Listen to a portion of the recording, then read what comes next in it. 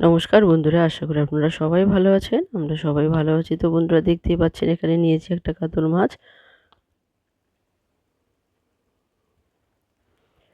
তো এই কাতল মাছ দিয়ে কিন্তু আজকে একটা মজাদার রেসিপি তৈরি হতে যাচ্ছে। তো কাতল মাছের রেসিপি আগেও দেখানো হয়েছে, যে সেটা অন্যভাবে ছিল। তো আজকেও একটা রেসিপি দেখানো হচ্ছে। তো এটা রেসিপিটি কিন্তু খুবই সিম্পল হবে।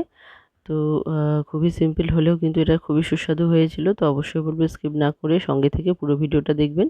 তো বন্ধুরা দেখুন, এখানে আমি শুধু একটাই আলু দেবো। তো এই আলুটা কিন্তু আমি ভাতের মধ্যে দিয়ে সিদ্ধ করে নিয়েছি, তো দেখতে পাচ্ছেন। আর এখানে আলুটাও কিন্তু লম্বা করে কেটে নিয়েছি। তো দেখতে পাচ্ছেন। তো চলুন দেখে নেওয়া যাক কীভাবে রান্নাটা হয়েছে। তো দেখতে পাচ্ছেন বন্ধুরা, এখানে সিলভার কড়াই বসিয়ে দিয়েছি, আর এখানে দিয়ে দিলাম সর্ষের তেল। আর এখন আমি মাছগুলোকে ভেজে নেব। এই তেলের মধ্যেই কিন্তু রান্না হয়ে যাবে পুরোটাই।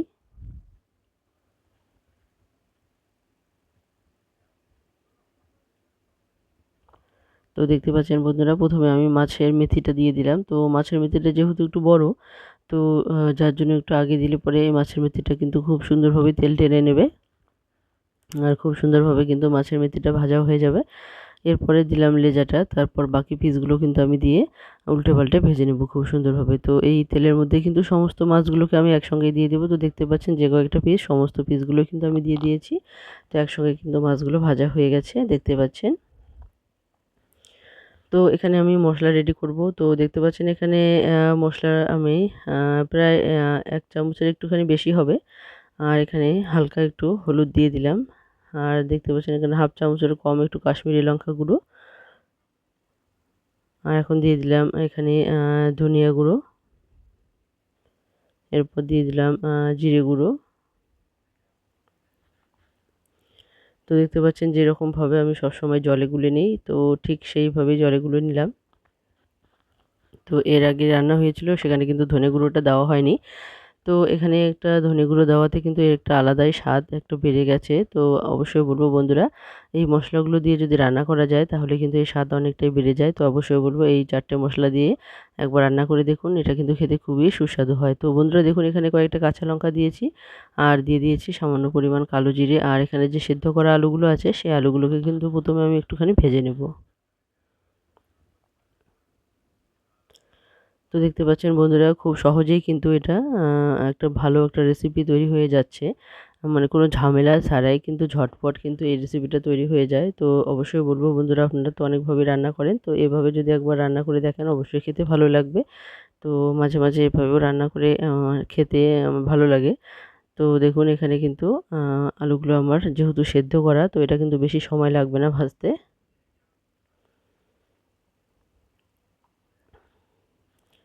তো যে সমস্ত বন্ধুরা সঙ্গে আছেন, সবাইকে অসংখ্য, অসংখ্য ধন্যবাদ।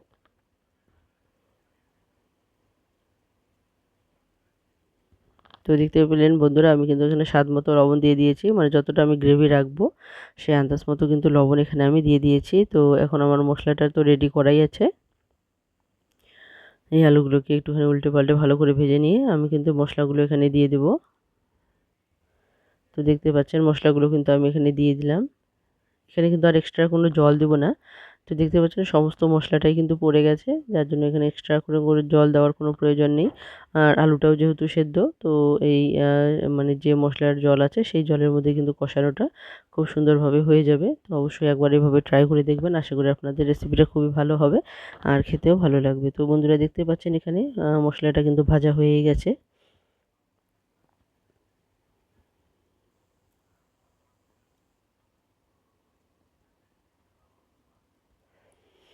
তো একটুখানি ভালো করে ভেজে নিয়ে এটাতে কিন্তু আমি জল দিয়ে দেবো। তো এটাতে আপনারা গরম জলও দিতে পারেন। গরম জল দিয়ে দিলে কিন্তু ঝটপট রান্নাটা হয়ে যাবে।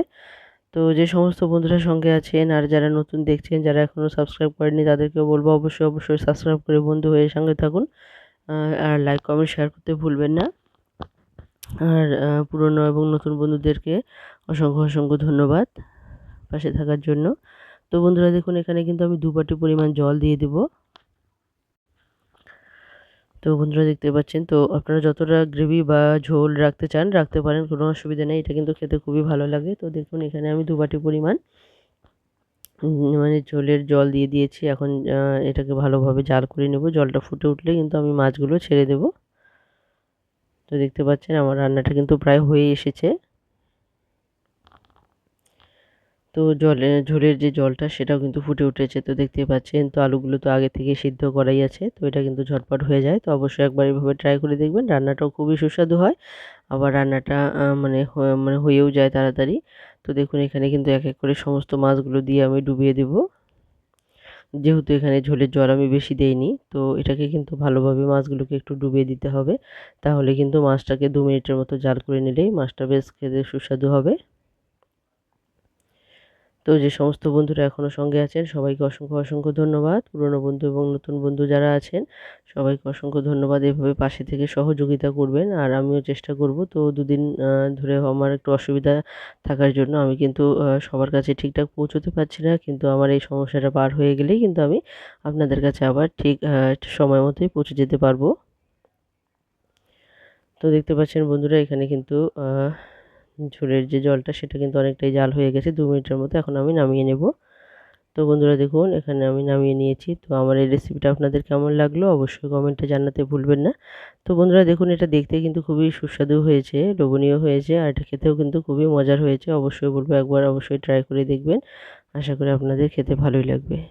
তো পুরো ভিডিওটার সঙ্গে থাকার জন্য আবারও বলছি সবাইকে অসংখ্য অসংখ্য ধন্যবাদ। তো এভাবেই থাকবেন, পাশে থাকবেন, সহযোগিতা করবেন। আর আমিও সবসময় চেষ্টা করব আপনাদের পাশে থাকতে। তো যেহেতু আমার একটু সমস্যা চলছে, যার জন্য কিন্তু আমি সবার কাছে পৌঁছতে পারছি না। তো দেখছি অনেক বন্ধুই কিন্তু আসা বন্ধ করে দিয়েছেন। তো অবশ্যই বলব তারা বিপদে যদি পাশে থাকেন তবেই তো বন্ধু ভাববো।